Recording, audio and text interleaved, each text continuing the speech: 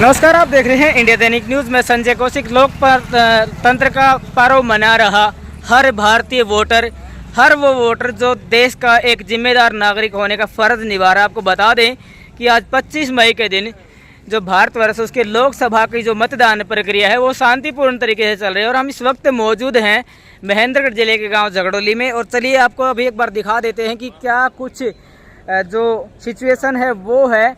कुछ समय बाद लोगों से बातचीत की जाएगी, देखा जाएगा कि क्या कुछ रुझान है लोगों के और कितने कुछ वोट्स हैं वो पोल होते हैं। इसके बारे में भी आपकी जो पूर्ण जानकारी है वो शाम के समय जो प्रिजाइडिंग ऑफिसर होंगे उनसे बातचीत करके पूरी डिटेल आपको दी जाएगी कि कितने कुछ वोट पोल हुए। हालांकि आपको एक अपील करना चाहेंगे कि लोकतंत्र के इस महापर्व का हिस्सा जरूर बने, ज़्यादा से ज़्यादा संख्या में मतदान करके एक जो जिम्मेदार नागरिक है उसका फर्ज अवश्य निभाएं। अपने घर से निकलिए और लोकतंत्र के इस महापर्व में शामिल होकर के आप भी अपनी जिम्मेदारी सुनिश्चित किए।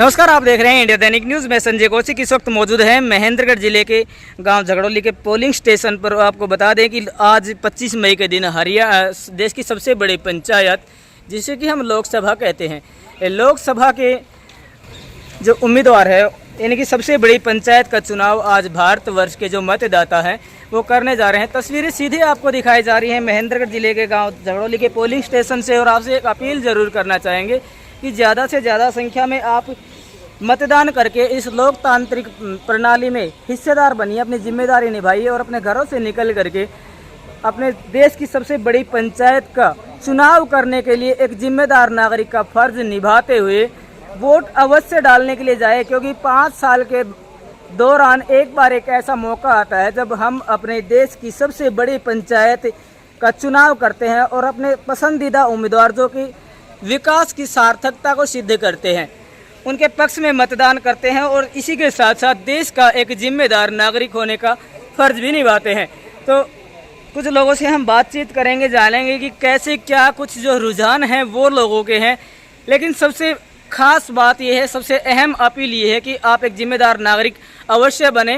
लोकतंत्र में एक जिम्मेदार नागरिक का अहम रोल होता है। तो आप भी वोटिंग के लिए अवश्य जाएं, किसी भी सिचुएशन हो। लेकिन वोटिंग अगर आपने एक बार मिस कर दी तो आप लोकतंत्र के उस महापर्व में शामिल होने से कहीं ना कहीं वंचित रह जाएंगे। इसलिए इस सुनहरे अवसर को ना गंवाएं, अपने पसंदीदा उम्मीदवार को आप वोट दें। कुछ लोगों से हम बातचीत भी कर लेते हैं, जान लें कुछ कहना है। जी भाई, कैसा कुछ माहौल है पोलिंग स्टेशन पर, आप वोट करके आए हैं, क्या कुछ कहेंगे? क्योंकि आज सारा देश लोकतंत्र का महापर्व मना रहा है। अच्छा माहौल है जी। और अब की बार राव बहादुर सिंह भिवानी महेंद्रगढ़ क्षेत्र से बिल्कुल पार है और जननायक जनता पार्टी की नीतियों पर जनता ने मोहर लगाने का काम किया। जी। चौधरी दुष्यंत चौटाला की आवाज़ पर राव बहादुर सिंह भिवानी महेंद्रगढ़ से भारी मतों से जीत करके तो लोकतंत्र के इस महापर्व पर मतदाताओं से क्या कुछ आपकी अपील रहेगी? मेरी यही अपील है, चौधरी देवीलाल परिवार ने हमेशा किसान के साथ, कमेरे के साथ, गरीब के साथ, एससी के साथ, बैकवर्ड के साथ सदा अच्छे कानून बनाए, उनकी भलाई के काम किए। इसलिए मैं अपील करता हूँ जननायक जनता पार्टी के चुनाव की चाबी के बटन को दबा करके राव बहादुर सिंह को जिताकर और चौधरी देवीलाल की नीतियों पर मोहर लगाने का काम करें। ठीक। लोकतंत्र के महापर्व में शामिल हो रहा हर वो मतदाता भारतवर्ष का वो सम्मानित नागरिक जो एक जिम्मेदार नागरिक होने का फर्ज भी निभा रहा है। और आपको बता दें आज पूरा देश लोकतंत्र का पर्व मना रहा है। लोगों से बातचीत करेंगे। हम पोलिंग स्टेशन पर मौजूद है महेंद्रगढ़ जिले के गांव झगड़ोली में। चलिए बातचीत कर लेते हैं, क्या कहना है, किस तरह से देखते हैं वोटिंग प्रणाली को और एक आम जिम्मेदार नागरिक के नाते क्या कुछ अपील रहेगी। जी भाई, क्या नाम है? परमानंद। क्या लगता है कैसा कुछ माहौल है? क्योंकि आज हर जो जिम्मेदार नागरिक है लोकतंत्र के महापर्व के रंग में रंगा हुआ है।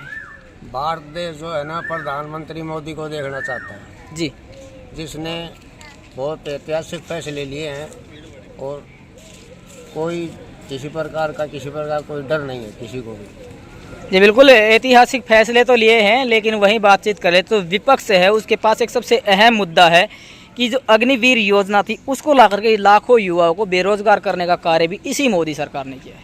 अग्निवीर योजना एक बहुत बढ़िया योजना है।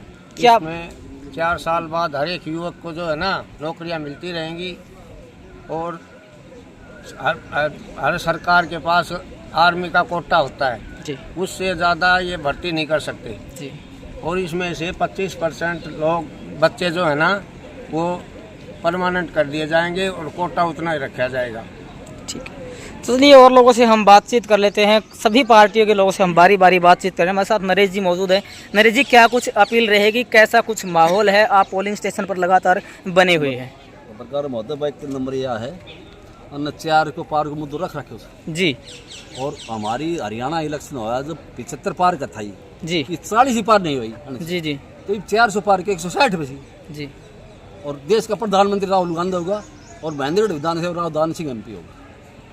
तो क्या कुछ अपील रहेगी मतदाताओं के लिए? मतदाता जो ना सब ने देख लिया झूठा वो कदे वो पुलवामा कर दियो, कदे झूठा कदे मुसलमान हिंदू बांट दिया, कदे उड़ान बांट दिया पूरा। जो बोले हिंदू से ही मुसलमान पल्ली बोलो मोदी जी बोले हिंदू से ही मुसलमान मुसलमान कौन है तो बोले हिंदुओं के लिए ताला बंद कर देंगे उसका मंदिर का फलाना जिस जाए उठे सब भाषण कर दे और कुछ नहीं इसके पास। एक अधिवक्ता से हम मिलेंगे, पेशे से अधिवक्ता है, एक आम वोटर भी है। जी भाई साहब, क्या नाम है? जितेंद्र। कैसे देखते हैं लोकतंत्र के इस महापर्व को? लोकतंत्र के इस महापर्व पर मतदाताओं से ज़्यादा अपील है कि शांतिपूर्वक तरीके से, मेरा गांव तो वैसे भी शांतिपूर्वक माहौल में, गांव का नाम ही झगड़ोली है लेकिन बहुत शांतिप्रिय मतदान होता है यहाँ। ज़्यादा से ज़्यादा वोटिंग होगी और शांतिपूर्वक तरीके से होगी। मतदाताओं से अपील है कि ज़्यादा से ज़्यादा अपने मत का प्रयोग करें, लोकतंत्र को मजबूत बनाएं। किन मुद्दों को देखकर आप अपने उम्मीदवार का चयन करेंगे, उनके पक्ष में आप मतदान करेंगे? तो सबके अपने अपने मुद्दे हैं जी, सब पार्टियों की अपनी अपनी विचारधारा है, सब अपने अपने हिसाब से बंधे हुए हैं। अच्छा, आप पेशे से अधिवक्ता भी है, वैसे बातचीत कर ले तो किसी पार्टी को का क्रिटिसाइजेशन करना हमारा मकसद नहीं है, लेकिन जिस तरह से बीजेपी सरकार लगातार 400 पार का नारा दे रही है, वहीं कुछ ऐसे मुद्दे भी हैं जिन पर विपक्ष से लगातार सरकार को घेर रहा है। सबसे अहम मुद्दा अग्निवीर का है। क्या लगता है कितना कुछ इम्पैक्ट इस चुनाव में अग्निवीर योजना का पड़ सकता है, और आप एक अधिवक्ता के तौर पर इस मामले को किस तरह से देखते हैं? अग्निवीर का मुद्दा हमारे इलाके के लिए काफ़ी महत्वपूर्ण है। अग्निवीर का जो मुद्दा है, ये रणबांकुरों का, फौजियों का इलाका है, तो कोई भी जो बच्चा है 4 साल के लिए नौकरी करेगा तो उसको 4 साल बाद हटा देंगे। तो इसमें इसको परमानेंट व्यवस्था होनी चाहिए नौकरी की, हमारा तो अपना ये विचार है। क्या अग्निवीर योजना हिंदुस्तान के जो युवा हैं उनके लिए इस सही पर है? पुनर्विचार होना चाहिए। जी भाई, वोट डालने के लिए पहुंचे हैं, किन मुद्दों को देखकर वोट देंगे और किस कैंडिडेट के बारे में क्या कुछ विचार है? भाई कांग्रेस को माहौल से कांग्रेस का वोट देंगे जी, किन मुद्दों को देखकर कांग्रेस को वोट भाई, देंगे? विपक्ष का मुद्दा है, मुद्दा से अग्निवीर देख लो और भाई के नाम से कर्ज माफी देख लो, और जमींदार तो वहाँ सरकार ने सब लाइन में लगा दिया, खाद के लिए लाइन, बीज के लिए लाइन, फैमिली ID के लिए लाइन, सब जमींदार लाइन में लगा दिया गवर्नमेंट ने। अधिवक्ता जी से एक बार फिर से जुड़ना चाहेंगे। अभी एक क्यों, चूंकि आप पेशे से अधिवक्ता है, इसलिए आपसे एक सवाल ये भी बनता है कि अभी जो ECI है उसने जो वोटर्स है उनकी लिस्ट या इंफॉर्मेशन देने से सुप्रीम कोर्ट को साफ इनकार कर दिया है, किस तरह से देखते हैं? वैक्सीन घोटालों जी, हिंदुस्तान में जो मतदान की जो व्यवस्था है, गुप्त मतदान की व्यवस्था है, तो ये गुप्त रहनी चाहिए। आप सही मानते हैं ECI के फैसले को? जी जी पत्रकार महोदय गुप्त था चंडीगढ़ मेयर का, जी, और कांग्रेस पार्टी आम आदमी पहले डिवीजन में 8 वोट का वो खाए वो, और फिर चंद्रचूड़ ने फैसला दिया जब उसको सजा करी। बोलो इतनी जाति कर रहे हैं कोई हद नहीं तो चंडीगढ़ मेयर के लिए। जिस तरह से ECI ने मना किया है डाटा शेयर करने से, क्या ये सही है या गलत है? मतलब अभी ECI से सुप्रीम कोर्ट ने डेटा मांगा था, तो ECI ने साफ मना कर दिया कि हम डाटा शेयर नहीं करेंगे, गुप्त रखेंगे। बाकी यह है कि यह मशीन नाम जो करी थी ना तो चंडीगढ़ मेयर की, उसके लिए कह रहे हैं अन्य तो उठे जिता दी तो, और फिर चंडीगढ़ BJP ने मेयर बनाया कर उधर लेगा वो चंद्रचूड़ GM जज होना फैसला करा ना, वो जेल में डाले भीतर ठोक क्यों, फिर दोबारा ये बोले बहुत दिन ठोकूंगा भीतर, केजरीवाल जमान दो बोल मेयर में फैसला आएगा भीतर कर दूंगा ये साहब है ना, कोसी साहब आई है। लोगों से लगातार बातचीत कर रहे हैं। हिंदुस्तान का हर मतदाता लोकतंत्र के महापर्व में शामिल हो रहा है, एक जिम्मेदार नागरिक होने का फर्ज निभा रहा है। हमारे साथ मौजूद है साधु सिंह जी भी मौजूद है, इसी के साथ साथ ग्राम पंचायत झगड़ोली के जो सरपंच है वो भी मौजूद है। इसी के साथ साथ सबसे अहम बात यह है कि जो मतदाता हैं बापू खुद स्वयं पोलिंग स्टेशन पर मौजूद हैं, तो बातचीत करेंगे कि कैसा कुछ माहौल है, क्या कुछ कहना चाहेंगे और किस तरह से क्या कुछ अपील जो है मतदाताओं से वो रहेगी। साधु सिंह जी, आज लोकतंत्र का सबसे बड़ा महापर्व है, सबसे पहले ये बताइए क्या कुछ अपील आपकी मतदाताओं से रहेगी। सबसे पहले तो मैं आपके चैनल को धन्यवाद देता हूं कि आपने इतने बिजी शेड्यूल में आज आकर के हमारे ग्राम झगड़ोली में हमारे लोगों की ओपिनियन जानने के लिए आप यहाँ आए, आपका धन्यवाद। रही हमारे लोकतंत्र पर्व की, तो निश्चित रूप से ये हमारे देश में जो संविधान ने जो प्रोविज़न कर रखा है, हर 5 साल में हमें अपनी सरकार को चुनना है, अपने प्रतिनिधि को चुनना है। उसने क्या कार्य किए अपने पिछले 5 वर्षों में, उसके लेखे जोखे को देख करके, उस सरकार की एक्टिविटीज़ और उसके कार्यकलापों को देखते हुए हर वोटर निर्णय लेता है कि मैं इस बार किस पार्टी को चुनूं। जी, पैसे से आप एक राजनेता है, लेकिन हाल फिलहाल अगर एक मुद्दे पर गौर कर लें तो ईसीआई से सुप्रीम कोर्ट ने डेटा मांगा था कि भी वोटर्स का डेटा दिया जाए, जिसका ईसीआई ने बिल्कुल स्पष्ट मना कर दिया है। क्या मानते हैं कि जो फैसला ईसीआई ने लिया वो सही है या गलत? नहीं, मेरे हिसाब से तो ये बिल्कुल गलत है। एक तरफ तो बात करते हैं कि वोटर के आपके जानकारी के बारे में, दूसरा जब रिजल्ट के बारे में बात करते हैं, सुप्रीम कोर्ट ने संज्ञान लिया कि भाई ये काउंटिंग मशीन्स का अगर रिजल्ट हमें लेना तो क्या करें, तो हमारे चुनाव आयोग ने भी क्लियर कट बता दिया कि हम डाटा प्रोवाइड नहीं कर सकते। जब ईवीएम मशीन द्वारा एक दिन के अंदर सारी गणना हो जाती है मतों की, फिर भी इन्होंने ये सुप्रीम कोर्ट को लिखा अब भाई हम इसका पूरा विवरण नहीं दे सकते, तो ये बड़े शर्म की बात है हमारे चुनाव आयोग के लिए भी और हमारे देश का जो डिजिटल व्यवस्था है उसके लिए भी। लेकिन मैं ये कहना चाहता हूँ कि इस सरकार ने जो हमारे चुनाव से रिलेटेड जितनी भी बातें छुपा रखी हैं, चाहे वो ईवीएम की बात हो, चाहे अदर मैटर हो, तो निश्चित रूप से हमारा चुनाव आयोग प्रॉपर काम नहीं करता।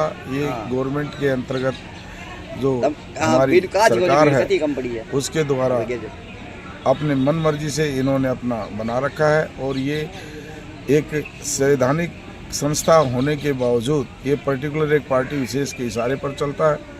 इसीलिए इस सरकार ने पहले हमारे चीफ जस्टिस सुप्रीम कोर्ट के एक मेंबर होते थे जिनके सिलेक्शन में, उसको इन्होंने रिमूव करके और एक कैबिनेट स्तर के एक मंत्री को लेकर के एक चुनाव आयोग के उसका सिलेक्शन करने का प्रोसीजर चेंज किया, जो इस बात को दर्शाता है कि हमारी जो ये संस्था है ये बिल्कुल सरकार के अनुसार कार्य कर रही है और बिल्कुल ही इन्होंने संविधान का उल्लंघन किया है। राव दान सिंह जी पहली बार चुनाव लड़ रहे हैं, क्या पहुंच पाएंगे देश की सबसे बड़ी पंचायत में? मैं निश्चित रूप से मैं देख रहा हूं, निश्चित रूप से वो देश की बड़ी पंचायत में पहुंचेंगे। जो लोगों का रुझान, लोगों का उत्साह इस भारी गर्मी में 48 डिग्री टेम्परेचर के अंदर भी, टेम्परेचर होते हुए भी जो लोगों का रुझान है और इस बीजेपी सरकार की जो नीतियों के विरुद्ध, मैं तो ये कहूँगा कि दान सिंह चुनाव नहीं लड़ रहा, जनता चुनाव लड़ रही है इस बार। और जनता में अपने आप इतना जोश है कि जैसे कोई एक उत्सव मना रहे हों। और जहाँ भी मैं कई जगह में गया हूँ, मैं भिवानी भी गया हूँ, दादरी भी गया हूँ, मैं बाडड़ा भी गया हूँ, 7-7 घंटे तक लोगों ने इंतज़ार किया है और लोग टस से मस नहीं हुए। बल्कि मैं बाडड़ा में मैंने देखा 3 बजे का टाइम था और हम 10:30 बजे पहुँचे और लोग बेसब्री से इंतज़ार कर रहे थे। सेम पोजीशन दादरी की भी थी और नारनौल रटेली तो हमारा अहिर बाउल क्षेत्र इधर ही है, यहाँ तो कहने की ज़रूरत ही नहीं है। तो मैं कुल मिला करके मैं ये कह सकता हूँ दान सिंह बहुत भारी मतों से, मेरे हिसाब से मिनिमम 2-2.5 लाख से तो मार्जिन से तो जीतेंगे। हो सकता है कि मार्जिन आने वाले 4 तारीख को ज़्यादा भी हो, लेकिन मेरा अनुमान यही है कि 2-2.5 लाख से निश्चित रूप से दान सिंह इस देश की बड़ी पंचायत में जा रहे हैं। और हमारे इलाकों की मांग जिस तरह से उन्होंने विधानसभा में उठाते रहे हैं वहाँ भी लोकसभा में जाकर के हमारे इलाकों की मांगों को उठाएंगे और जो कार्य हमारे इस बैकवर्ड एरिया के लिए होने हैं उन कामों को करने का वो आगे प्रयास करेंगे। चलिए, गांव के सरपंच हैं। सरपंच साहब, गांव के जो मतदाता हैं उनसे क्या कुछ आपकी अपील चुनाव को लेकर रहेगी, क्योंकि बहुत से लोग ऐसे होते हैं जो लोकतंत्र के महापर्व में शामिल नहीं होते। सर सभी शामिल हो रहे हैं, बड़े अच्छे से वोटिंग कर रहे हैं और 70% के आसपास पोलिंग हो जाएगी मेरे गांव में। भाई, क्या कुछ अपील रहेगी चुनाव को लेकर के, क्या कुछ कहेंगे? अब इधर क्या कहेंगे, किस तरह से देखते हैं चुनाव को, किन मुद्दों को देखकर अपने उम्मीदवार का चयन करेंगे? मुद्दों को क्या है, मोदी जी की लहर चल रही है, मोदी के बराबर कोई नेता नहीं है। आप तो पहले कांग्रेस समर्थक थे, फिर ऐसा क्या हुआ? पहले, बहुत पहले तो क्या मानते हैं अभी जिस तरह से हम बात कर रहे थे साधु सिंह जी से, इन्होंने कहा कि 2 से 2.5 लाख वोटों से राव दान सिंह से बड़ी पंचायत में पहुंच सकते हैं, क्या मानते हैं कितने कुछ जो वोट मार्जिन से जो पूर्व प्रत्याशी पूर्व में सांसद रहे वो जीत सकते हैं? मैं तो काउंटिंग तो नहीं बता सकता, लेकिन यहाँ तो मोदी लहर है, मोदी का ही कैंडिडेट। किन मुद्दों को देखकर उम्मीदवार का चयन करेंगे आप? किन मुद्दों को देखकर वोट देंगे? देखिए, ये आज राष्ट्रीय पर्व है जी, और इस पर्व में लोग उम्मीद करते हैं कि विकास हो, अच्छा विकास हो, जैसे कि बिजली है, पानी है, अन्य मूलभूत सुविधाएं हैं, जैसे भाई डिस्पेंसरी है, स्वास्थ्य के लिए स्कूल है, एजुकेशन के लिए। तो इस तरह की सुविधाओं को लेकर के मतदाता जागरूक है, और आज का मतदाता इतना जागरूक है कि वो यानी कि जो नेशनली नहीं, स्थानीय मुद्दों के आधार पर वोट करता है। और हम उम्मीद करते हैं कि हमारे गांव से बढ़िया पोलिंग होगी, शांतिपूर्वक होगी और बढ़िया से बढ़िया मतदान होगा। सीधा सीट जीतने जा रही है।